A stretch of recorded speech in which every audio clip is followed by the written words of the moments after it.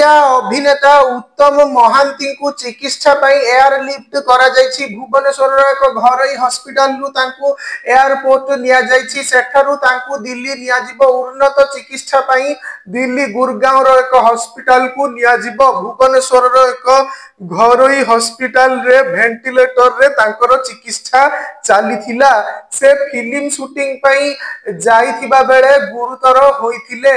एही खबर सुनी समस्त सिने प्रेमी दुख प्रकाश करथिले। अपर पक्षरे पुओ बाबूसान कहिसंती जे उत्तम महांती को स्वास्थ्यावस्था बहुत खराब अछि।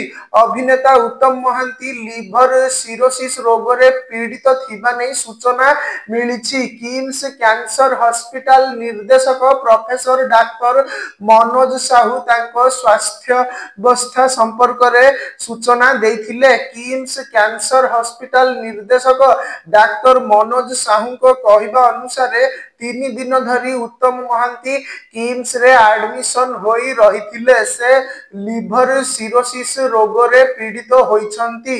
अभिनेता रवि मिश्र, बबी मिश्र, प्रयोजक स्थित पटनायक टुलु नायक हॉस्पिटल रे पहुंची उत्तम महांती को देखा करिबा सह तांकर शीघ्र आरोग्य कामना करिथिले।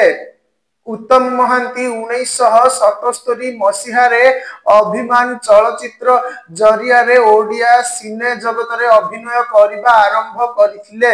एहा परे उत्तम तांको पाठ पढ़ारे व्यस्त रहिथिले। 3 वर्ष परे पुणी पति पत्नी चलचित्र रे अभिनय करिथिले। एहा परे से आगो को माडी चलीथिले। मयूरभंज जिल्लार बारीपदा ठारे जन्मित उत्तम महांती 135 टी ओडिया, 30 टी बंगला और गोटे हिंदी सिनेमा रे अभिनय करि सारिछंती।